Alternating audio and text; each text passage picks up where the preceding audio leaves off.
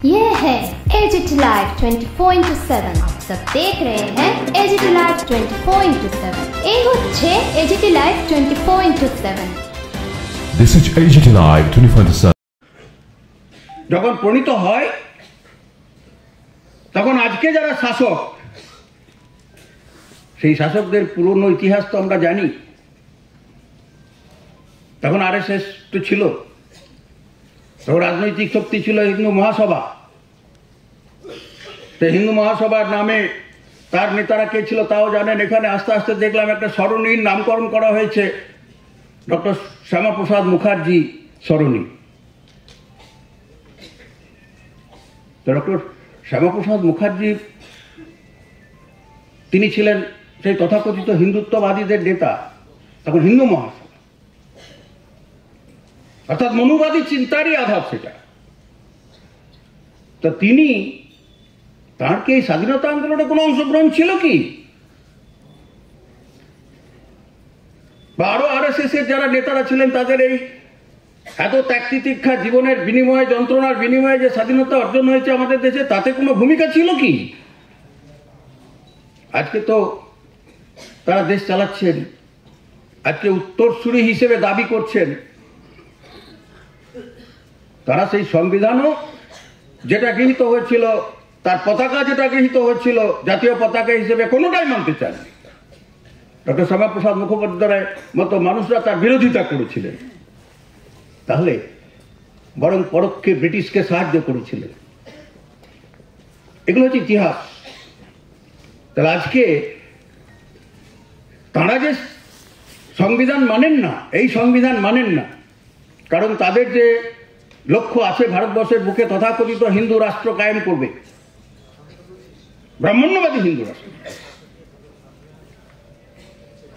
অর্থাৎ যার ভিত্তি হচ্ছে মনুবাদ। এই সংবিধানকে প্রতিস্থাপিত করে ভারতবর্ষের বুকে মনুসংহিতাকে সংবিধানের আধার করার বিতর্ক ঠারে ঠোরে আজকে শাসকের মন্ত্রিসভার নেতাদের থেকে শুরু করে, জনপ্রতিনিধি থেকে শুরু করে তাদের এলাকার নেতা পর্যন্ত, আরএসএস এর নেতারা সবাই এই বিতর্ক করেন। এখন ঠারে ঠোরে সেই বিতর্ক সংসদের কক্ষেও নিয়ে এসেছেন। আম্বেদকরকে আর এখন তো রাজনৈতিক নেতা, মনীষী, সংবিধান বিশেষজ্ঞ, ভারতবর্ষের স্বাধীন ভারতের প্রথম মন্ত্রিসভার আইনমন্ত্রী ছিলেন তো তিনি। তাহলে সেই ব্যক্তি, তার সেই স্বীকৃতি তাদের কাছে নেই। অথচ ক্ষমতায় থাকতে গেলে পরে ভারতবর্ষের সামাজিকভাবে পিছিয়ে রাখা মানুষগুলোর সমর্থন পেতে হবে, ভোটের অঙ্ক। তার জন্য ভোটের দৃষ্টিতে যেভাবে তাকে ব্যবহার করতে হয় সেইটুকু করবেন। এই আমাদের চলতি কথায় বলে ঠাটের গোপাল কিছু করতে হয়। সেই ঠাটের গোপাল আমাদের ঠুঁটো জগন্নাথ রাষ্ট্রপতি হয়, তার কোনো কার্যকরী অর্থাৎ যাকে বলে প্রশাসনিক কর্তৃত্বের ক্ষমতা থাকে না। এটা শুধুমাত্র আনুষ্ঠানিকতা। সেই রকম পদ দেওয়া যেতে পারে, লোককে দেখানো, এই অংশকে দেখানো যে তাদের প্রতিনিধি, মর্যাদা দিচ্ছে। আর আম্বেদকরকে এখন দেবতা বানাতে চান, তার গলাতে মালা দেবেন, পুজো করবেন অন্যান্য 5টা দেবতার মতো, কিন্তু তার রাজনৈতিক অবদান, সামাজিক অবদান, সামাজিক ন্যায়ের আন্দোলনে তার যে ভূমিকা মানতে চান, মানতে পারেন না। এটা হচ্ছে তাদের রাজনৈতিক মতাদর্শগত দর্শনের পরিপন্থী। তাহলে সেই জন্য আজকে যারা ক্ষমতায় আছেন তাদের কাছ থেকে ডক্টর বাবা সাহেব ভীমরাও আম্বেদকরের মর্যাদা রক্ষিত হবে বা তার সুনাম হবে, তার গুণগান হবে, এটা আমরা আশা করতে পারি না। তাহলে সেটা করলে পরে ওদের যে রাজনৈতিক দর্শন, সেই দর্শন তার বিপরীত গান করা হয়। বাস্তব ঘৃণা শুধু তথাকথিত হিন্দু রাষ্ট্র কায়েম করার জন্য শুধুমাত্র সংখ্যালঘু সম্প্রদায়গুলোর বিরুদ্ধে ঘৃণা নয়, সেই ঘৃণা হচ্ছে এখানে এই জাতির আধারে সমাজটাকে ভাগ করে মনোবাদের আধার যেটা বর্ণবাদী ব্যবস্থা, সেই ব্যবস্থা যেখানে ডক্টর বাবা সাহেব ভীমরাও আম্বেদকর অঙ্গীকার করেছিলেন এই জাতি ব্যবস্থার নির্মূলকরণ, জাতি ব্যবস্থার নির্মূলকরণ করার ডাক দিয়েছিলেন। সামাজিক ন্যায়, আর্থিক সমতা কখনোই হবে না যদি জাতি ব্যবস্থা বহাল থাকে। এই যে সার বোধ, সেই সার বোধ ছিল ডক্টর বাবা সাহেব ভীমরাও আম্বেদকরের। ডক্টর বাবা সাহেব ভীমরাও আম্বেদকরের আমার মনে হয় না যে স্বাধীন ভারতে দীর্ঘ সময় আমরা এত চর্চা করেছি বাবা সাহেবকে নিয়ে। ইদানিং অনেক বেশি প্রাসঙ্গিক হয়ে আসছে ডক্টর বাবা সাহেব ভীমরাও আম্বেদকরের নাম।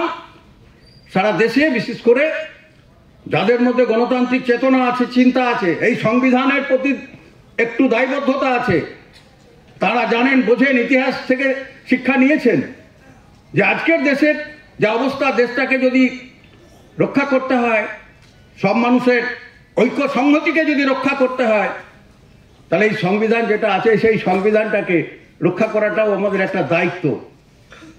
সে রাজনৈতিক সংগঠন হোক আর সামাজিক সংগঠন হোক, তার অধিকার রক্ষা করতে গেলে এটাকে রক্ষা করতে হবে।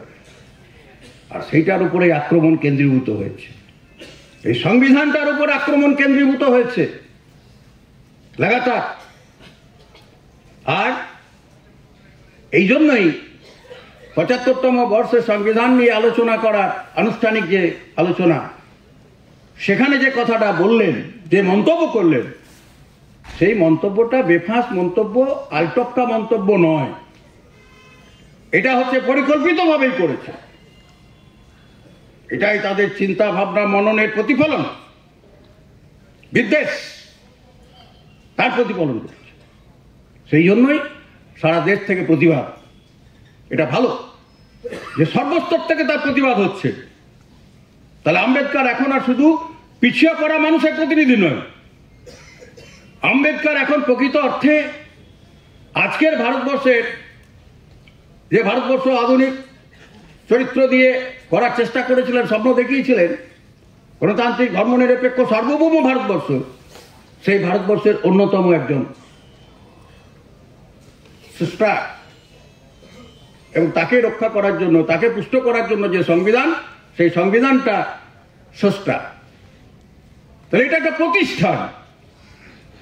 ডক্টর বাবা সাহেব ভীমরাও আম্বেদকরের বিরুদ্ধে মন্তব্য, কুমন্তব্য, অপমান, সেটা হচ্ছে আসলে এই প্রতিষ্ঠান, আমাদের এই সংবিধান, তার বিরুদ্ধেই আক্রমণ।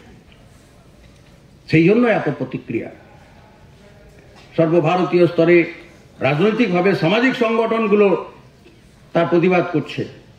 এটা ভালো, কিন্তু মন্তব্যকারী তার কোনো কি বলে হেলদোল নেই, কোনো ক্রিয়া প্রতিক্রিয়া নেই। সেই জন্যই সঠিকভাবেই দাবি উঠেছে, তাকে প্রকাশ্যে ক্ষমা চাইতে হবে জনগণের সামনে, ওই সংসদের কক্ষে দাঁড়িয়ে জনগণের কাছে ক্ষমা চাইতে হবে, তাই মন্তব্য ফিরিয়ে নিতে। আর এই পদে থাকার তার কোনো নৈতিক অধিকার নেই, এই পদ তাকে ছাড়তে হবে, এই দাবি উঠেছে।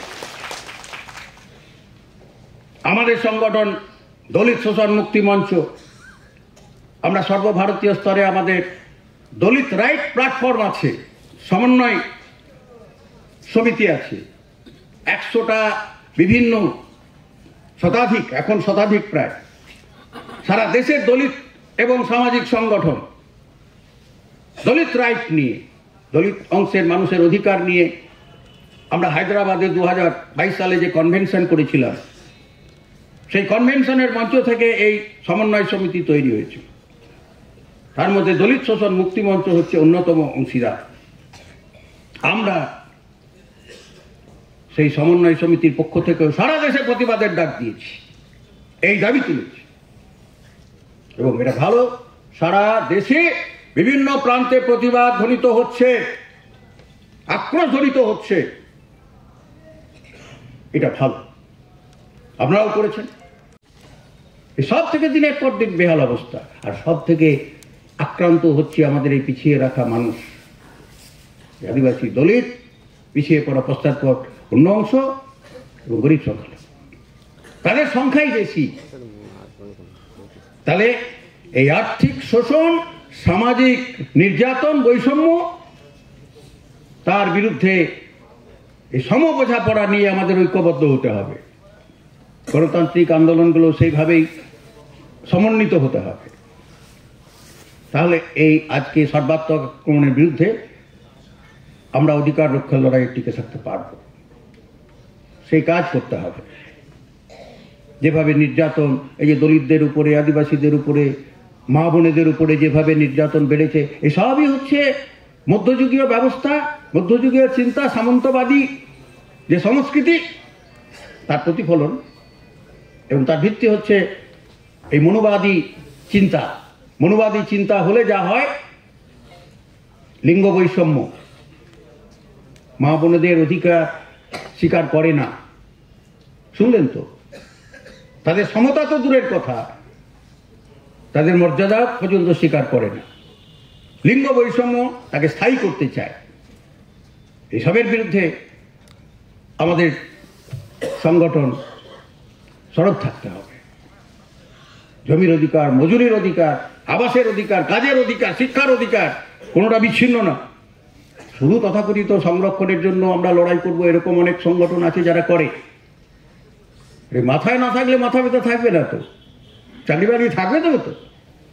10 লক্ষ পদ খালি পড়ে আছে কেন্দ্রীয় সরকারের বিভিন্ন দপ্তরে, সম্প্রতি রিপোর্ট বেরিয়েছে। 10 লক্ষ পদ খালি পড়ে আছে। বছরে 2 কোটি চাকরি দেওয়ার দূরের কথা, 10 লক্ষ পদ খালি পড়ে আছে। রেলে সব থেকে বেশি আছে, প্রায় 3.25 লক্ষ, যেটা কর্মসংস্থানের বড় ক্ষেত্র, সংগঠিত শিল্প। তারপরেই হচ্ছে প্রতিরক্ষা, সেখানে প্রায় 2.5 লক্ষ পদ খালি পড়ে আছে। আর দেশের নিরাপত্তার কথা বলছেন, সেখানে পদ খালি পড়ে আছে, অর্থাৎ জওয়ানদের পদ খালি পড়ে আছে। আর সেখানে নিয়োগ, স্থায়ী নিয়োগ নেই, সেখানে ঠিকে চুক্তির কারবার চলছে, অগ্নিপথ, এসব কারবার হয়ে গেছে। আর অন্যান্য ক্ষেত্র আছে, সব মিলিয়ে 10 লাখ।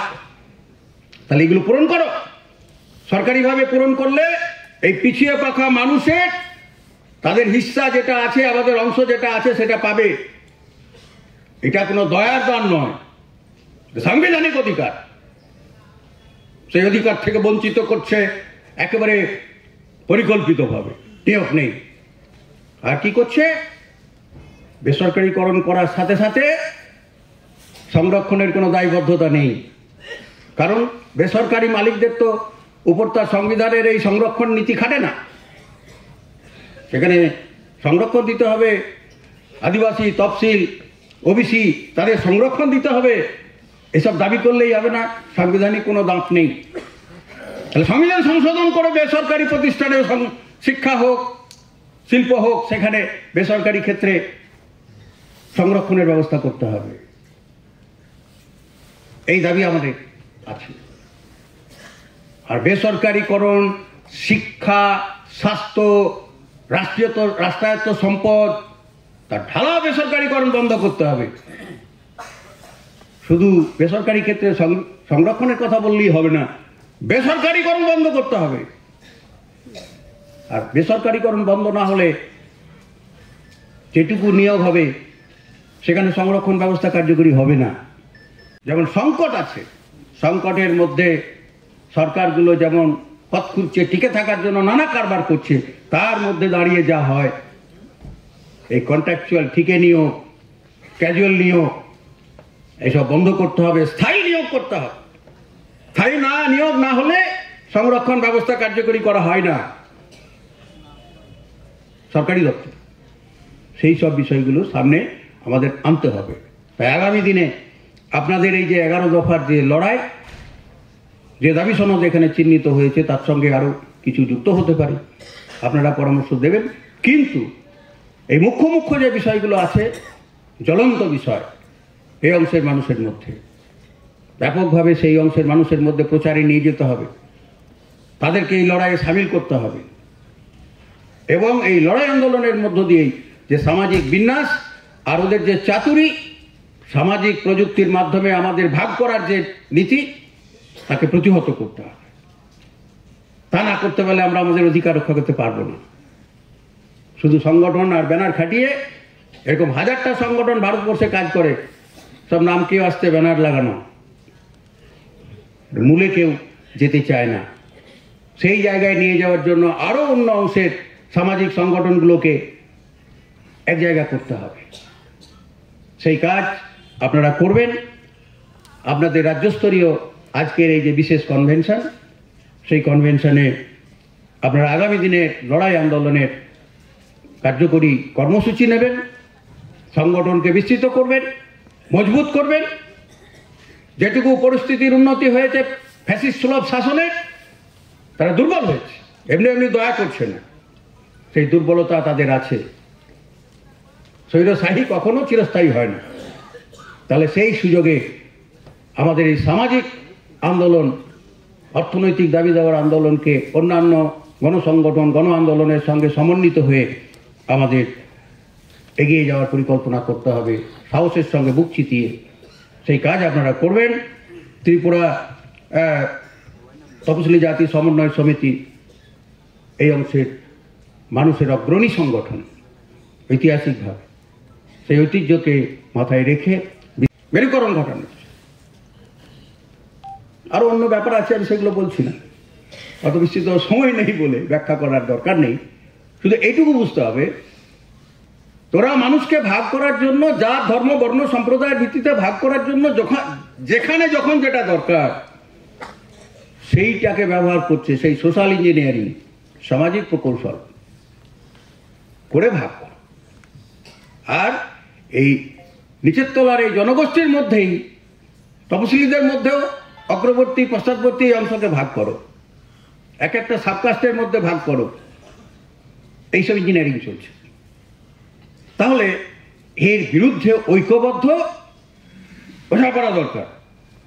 ঐক্যবদ্ধ বোঝাপড়া সামাজিকভাবে। আমাদের দলিত অধিকারের প্রশ্নে, আর দলিত আদিবাসী এই অংশের বেশিরভাগ মানুষই হচ্ছে শ্রমজীবী, তাই তো? খেটে খাওয়া মানুষ, মাঠে ঘাটে নাই মোটে মজদুরি করে। কলকারখানা সব জায়গাতে যা আছে, খনি খাদান কলকারখানা, সেখানকার শ্রমিকরা বেশিরভাগই হচ্ছে এই অংশ, আমাদেরকে সংখ্যালঘুরা আছে। তাহলে এই যে শ্রমজীবী মানুষ, তাদের উপরে আর্থিক শোষণ, বৈষম্য, সেটাকে স্থায়ী করা, লুটটাকে আরো বেশি বিস্তৃত করা, মজবুত করা, অবাধ করা, সেই এদের মধ্যে ভাগ করতে হয়। সেটা একটা বড় রাজনৈতিক প্রক্রিয়া।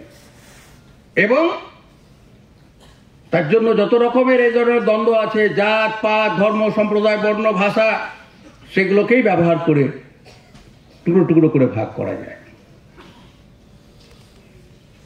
সেই জন্য সতর্কতার প্রয়োজন আছে। এবং ইদানিং আমাদের এই পূর্বাঞ্চল বলুন বা উত্তর ভারত বলুন, সর্বত্রই এই পিছিয়ে রাখা মানুষের মধ্যে, যেহেতু আগে ওরা খুব বেশি ঢুকতে পারেনি, এখন এই তথাকথিত হিন্দুত্ববাদী এই প্রচার, হিন্দু হিন্দু করে, আদিবাসীদের ধর্ম দেওয়ার নাম করে, এসব করে তাদেরকে আরএসএস তাদের মঞ্চে সামিল করার চেষ্টা করছে। এমনকি পশ্চাৎপদ মুসলমানদেরকেও আরএসএস সংগঠিত করার চেষ্টা করছে। এসবই হচ্ছে ওদের এই সামাজিক প্রকৌশলের অংশ। ক্ষমতায় টিকে থাকার জন্য যা যা করা দরকার, পেটে ভাত দেবে না, শিক্ষা দেবে না, কাজের অধিকার নেই, সব কাছে বঞ্চনা, সব ক্ষেত্রেই বঞ্চনা। এই শুনলেন তো, কমরেড সুজন বলছিলেন যে কিভাবে ছাঁটাই হচ্ছে, শিক্ষার বরাদ্দ ছাঁটাই হচ্ছে, খাদ্যের নিরাপত্তার বরাদ্দ ছাঁটাই হচ্ছে, রেশনে কমে যাচ্ছে, বরাদ্দ কমে যাচ্ছে, 100 দিনের কাজের বরাদ্দ ছাঁটাই হয়ে যাচ্ছে, কৃষকের যে ভর্তুকি ছিল সেই ভর্তুকি ছাঁটাই হচ্ছে, ন্যূনতম যে সমর্থন মূল্য এমএসপি যাকে বলে তার বিধিবদ্ধ আইন করছে না, এইভাবে নানাভাবে যে সংকট, সেই সংকটে সব থেকে যারা আক্রান্ত তারা হচ্ছে এই অংশের মানুষ, পিছিয়ে রাখা এই অংশের মানুষ। তাদের একটা বড় অংশ কৃষির সঙ্গে যুক্ত আছে, মজুরি করে, মজুরি করে, আবার পরিযায়ী শ্রমিক আছে। এই নতুন সব উপকরণের বড় উপাদান হচ্ছে হয় আদিবাসী, নয় দলিত, নয় সংখ্যালঘু। তাহলে এই যে একদিকে আমাদের অধিকার হরণ, আর অন্যদিকে মানসিকভাবে আমাদের উত্তেজিত করে সামাজিক ধর্মীয় মেরুকরণ করে ক্ষমতায় টিকে থাকা, এই যে হাতিয়ার প্রয়োগ করছে, তার সম্বন্ধে সচেতনতাও দরকার সামাজিকভাবে, আদর্শগতভাবে। এবং আমাদের অধিকার যদি রক্ষা করতে হয়, এটা আজকে প্রমাণিত হয়ে গেছে যে আমাদের সংবিধান আক্রান্ত মানে এই পিছিয়ে রাখা মানুষের যেটুকু সংবিধানে অধিকার ছিল সেই অধিকার আক্রান্ত হচ্ছে। আর ঢালাও বেসরকারীকরণ হলে পরে যা হয়, সরকারি যে সমস্ত পরিচালনাধীন সংস্থা আছে, চাকরি বাকরির ক্ষেত্র যেটুকু ছিল, যেমন রেল, ব্যাংক, বিমা, পোস্ট অফিস, এসব তো ক্ষেত্র কেন্দ্রীয় সরকার পরিচালনা করে। তারপরে হচ্ছে খনি খাদান, বিভিন্ন শিল্প কারখানা যেগুলো রাষ্ট্র পরিচালনা করতো, সেখানে ঢালাও বেসরকারীকরণ। আর কয়েকটা কর্পোরেট, সেই অংশ সমাজে সব থেকে অবহেলিত অংশ। এই রাজ্যে সামাজিকভাবে যারা পিছিয়ে পড়া অংশ, তার মধ্যে দলিত যেমন আছে, অন্যদিকে এই রাজ্যবাসীর একটা অংশ, উল্লেখযোগ্য অংশ আছে, আদিবাসী মানুষ আছে, অন্যান্য সামাজিকভাবে পিছিয়ে পড়া অংশ আছে। তাদের সমস্যা কিছু বিশেষ আছে, সমস্যা কিছু আলাদা থাকে। সামাজিক সমস্যা, সামাজিক বৈষম্য, সামাজিক নির্যাতন, এইসব বিষয়গুলো আছে। জাতিবাদী সমাজ ব্যবস্থা, যে সমাজ ব্যবস্থার আমরা হচ্ছি অঙ্গ, আধুনিক সমাজ ব্যবস্থা করার জন্য স্বাধীন ভারতে অঙ্গীকার হয়েছিল। অনেক ত্যাগ তিতিক্ষার পর আমরা স্বাধীনতা পেয়েছি। আর্থিক বৈষম্য, সামাজিক বৈষম্য দূর করার জন্যে নির্দিষ্টভাবে অঙ্গীকার ছিল। ওই যে আপনাদের কনভেনশনের মঞ্চের যে ব্যানার, যে মুখ্য দাবিগুলো এখানে রাখা হয়েছে, তার অন্যতম দাবি বাবা সাহেব ডক্টর ভীমরাও রামজি আম্বেদকর, তাঁর প্রতি অপমানজনক যে উক্তি করলেন, ব্যবহার করলেন, আমাদের দেশের সংবিধানের ৭৫তম বর্ষ উদযাপন উপলক্ষে যে আলোচনা অনুষ্ঠান চলছে, বিশেষ আলোচনা, সেটা ময়দানে নয়, অন্য কোনো কক্ষে নয়, ভারতবর্ষের আইনসভা অর্থাৎ সংসদ, সেই সংসদের উচ্চ কক্ষে, রাজ্যসভায়। দেশের ২ নম্বর নেতা, সরকারের ২ নম্বর মন্ত্রী, স্বরাষ্ট্রমন্ত্রী অমিত শাহ,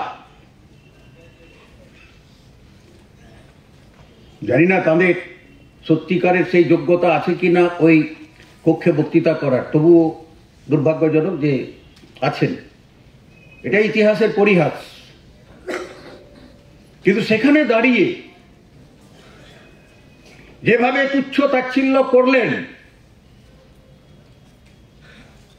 ডক্টর বাবা সাহেব ভীমরাও আম্বেদকরকে, তার অবদানকে, এ তো নজিরবিহীন ঘটনা, যেটা রেকর্ড হয়েছে সংসদীয় যে দস্তাবেজ, তার মধ্যে রেকর্ড হয়েছে। লজ্জা তার জন্য কোনো খেদোক্তি নেই, কোনো দুঃখ প্রকাশ নেই। তার নেতা, সংসদের নেতা, তার মুখেও কোনো কথা নেই। এই যে নিস্তব্ধতা, নীরবতা, যে কথাগুলো বন্ধু সুজন আপনাদের কাছে বলছিলেন, ভয়ঙ্কর একটা উগ্র বিদ্বেষ, সেই বিদ্বেষমূলক মানসিকতার প্রতিফলন, যেটা হচ্ছে ব্রাহ্মণ্যবাদী, মনুবাদী যে দর্শন চিন্তা, সেই দর্শন চিন্তার আধারেই ভারতবর্ষের বর্তমান শাসকরা তাদের চিন্তা ভাবনার পৃষ্ঠপোষকতা যেখান থেকে আসে সেটা হচ্ছে রাষ্ট্রীয় স্বয়ংসেবক সংঘ,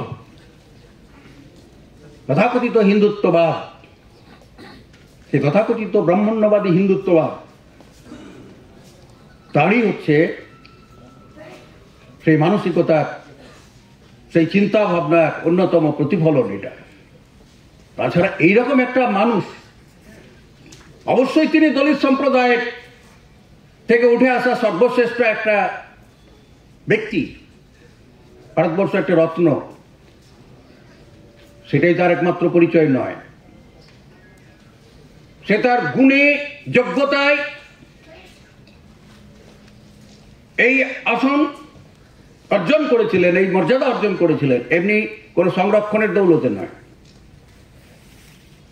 স্বাধীন ভারতের সংবিধান রচনা হবে, আধুনিক ভারতবর্ষ তৈরি হবে, আধুনিক গণতন্ত্র তৈরি হবে। সেই গণতন্ত্রের দর্শন কি হবে, সংসদীয় ব্যবস্থার দর্শন কি হবে, ভিত্তি কি হবে, সেই নিয়ে যে সংবিধান পরিষদ, তার তিনি ছিলেন চেয়ারম্যান, তাই তো? গণপরিষদে, সংবিধান পরিষদের চেয়ারম্যান, কম কথা না। তার মানে তার সেই যোগ্যতা ছিল, সংবিধান বিশেষজ্ঞ হিসেবে সেই মর্যাদা পেয়েছিলেন, বিশ্বজনীন স্বীকৃতি। অনেক বিষয়ের পণ্ডিত, শুধু একটা বিষয় না, সেই পাণ্ডিত্য অর্জন করেছিলেন। সামাজিক আন্দোলন, দেশের মুক্তির আন্দোলন, তার সঙ্গে তার সংযোগ ছিল। শুধু তথাকথিত একজন একাডেমিশিয়ান ছিলেন না। তাহলে সেই ব্যক্তি, তারা প্রণীত সংবিধান তিনি নেতৃত্ব দিয়েছেন। সেই সংবিধানের দৌলতে আজকে ভারতবর্ষের ৭৫তম বর্ষ, যে ভারতবর্ষে বহুত্ববাদী আধার, জাতি, ধর্ম, বর্ণ, সম্প্রদায় নির্বিশেষে এখনো পর্যন্ত ঐক্যবদ্ধ ভারতবর্ষ, তার আধারটা হচ্ছে এই সংবিধান। গণতান্ত্রিক, ধর্মনিরপেক্ষ, সার্বভৌম, সমাজতান্ত্রিক উপাদান যুক্ত হয়েছে পরে সেই সংবিধান। প্রকাশ্যে ক্ষমা চেয়ে মন্তব্য প্রত্যাহার না করছেন এবং ওই পদ থেকে নিজে সরে যাচ্ছেন, বা মহামহিম রাষ্ট্রপতি যাকে তাকে নিয়োগ করেছেন তিনি তাকে অপসারণ করছেন। এই দাবিতে চলবে সারা আমাদের আন্দোলন, চলবে, চালিয়ে যেতে। কারণ বুঝতে হবে, যারা ক্ষমতায় বসে আছে তারা শুধু হিন্দু মুসলমান করে বসে নেই, হিন্দু মুসলমান করে মেরুকরণ করেছেন। ক্ষমতায় টিকে থাকার জন্য বিভাজন করে ক্ষমতায় টিকে থাকা, ডিভাইড অ্যান্ড রুল, বড় পরিচয় সত্তাকে নিয়ে ভাগ করেছেন, ঠিক, সেটা একটা বড় হাতিয়ার। পাশাপাশি ক্ষুদ্র ক্ষুদ্র পরিসরে এইসব তথাকথিত হিন্দু, নিম্নবর্ণে পিছিয়ে পড়া মানুষ, পিছিয়ে রাখা মানুষ, আদিবাসীদের মধ্যে বিভিন্ন যে সাবকাস্ট আছে, তাদের মধ্যে কেউ একটু এগিয়ে আছে, কেউ একটু পিছিয়ে আছে, তাদের মধ্যে কিছু ধর্মবিশ্বাসের তারতম্য আছে, এই সবগুলোকে ব্যবহার করে ক্ষুদ্র ক্ষুদ্র বিভাজন, যাকে বলে মাইক্রো সোশ্যাল ইঞ্জিনিয়ারিং করছে। সামাজিক ভাবে প্রযুক্তি, সামাজিক প্রযুক্তি বা প্রকৌশল যাকে বলে, মাইক্রো সোশ্যাল ইঞ্জিনিয়ারিং, সেইভাবে ভাগ করার চেষ্টা করছে। বিশেষ করে এই যে উত্তর পূর্ব ভারত, উত্তর পূর্ব ভারতের অংশ তো ত্রিপুরা, সে সেভেন সিস্টার্স আমাদের এই স্টেটস। আচ্ছা বলুন তো, পাশে যে মণিপুর, এখানেও ডবল ইঞ্জিন সরকার চলছে। দিল্লিতে নরেন্দ্র মোদী প্রধানমন্ত্রী, আর এখানে মানিকবাবু হচ্ছে ডক্টর মানিকবাবু নাকি, তিনি মুখ্যমন্ত্রী, একই দলের। তাতে তো সব সুবিধা হয়, কাজ করতে সুবিধা হয় নাকি? কিন্তু সুবিধা কি হয়? ওদের দলীয় রাজনীতি করতে, মানুষকে দমন করতে, লুট করতে সুবিধা হয়। ঠিক একইভাবে মণিপুরে আজ প্রায় 2 বছর দুটো জনগোষ্ঠীকে লড়িয়ে দিচ্ছে এবং রাষ্ট্রপোষিত। একটা হচ্ছে কুকি, আপেক্ষিকভাবে পিছিয়ে পড়া, যাদের মধ্যে ধর্মবিশ্বাসগতভাবে কিছু প্রভাব হচ্ছে, খ্রিস্টান আছেন বেশিরভাগ, তারা পাহাড় জঙ্গলে থাকেন। আর আপেক্ষিকভাবে এগিয়ে থাকা, আর্থসামাজিকভাবে এগিয়ে থাকা অংশ হচ্ছে মেইতি, তারা সমতলে থাকেন, তারা লেখাপড়া, একটু আর্থিক সমৃদ্ধিতে তারা এগিয়ে আছেন, চাকরি বাকরি ইত্যাদি নিয়ে। তাহলে সেই দুটো আসলে জনগোষ্ঠী, জনজাতি গোষ্ঠী, একটা স্বীকৃত জনজাতি গোষ্ঠী, একটা অস্বীকৃত জনজাতি গোষ্ঠী, সাংবিধানিকভাবে স্বীকৃত কুকিরা। তো তাদের মধ্যে ঝগড়া লাগিয়ে একটা হচ্ছে খ্রিস্টান আর একটা অখ্রিস্টান, অর্থাৎ তথাকথিত হিন্দু অংশ, মেইতি, হিন্দু মুসলমান নয়, তাদের মধ্যে এই লাগাতার দ্বন্দ্ব চলছে, সংঘাত চলছে। শত শত মানুষ খুন হলো, ওই সম্প্রদায়ের খুন হলো, মা বোনেদের উপর যা নির্যাতন হলো তার তো অনেক নজির আপনারা জানেন। ঘর বাড়ি ধ্বংস হয়েছে, লুট হয়েছে, আগুন জ্বলেছে, এখনো চলছে, দমন করা যাচ্ছে না কেন? আমাদের প্রাক্তন জননেতা, পশ্চিমবঙ্গের দীর্ঘদিনের মুখ্যমন্ত্রী ছিলেন প্রয়াত জননেতা কমরেড জ্যোতি বসু, প্রকাশ্যে একদিন সাংবাদিকদের প্রশ্নের উত্তরে বলেছিলেন যে পশ্চিমবাংলায় দাঙ্গা হয় না কেন, ত্রিপুরাতে দাঙ্গা হয় না কেন, কেরালায় দাঙ্গা হয় না কেন? বলে সরকার চায় না, তাই দাঙ্গা হয় না। আর সরকার চাইলে পরে দাঙ্গা যদি শুরু হয়, সেই দাঙ্গা দমন করতে পারে, সবই তো হাতে আছে, পুলিশ আছে, মিলিটারি আছে, প্রশাসন আছে। আসলটা হচ্ছে রাজনৈতিক সদিচ্ছা। সরকার যদি মনে করে যে দাঙ্গা লাগাবে, দাঙ্গা করাবে, সেই জন্যই দাঙ্গা।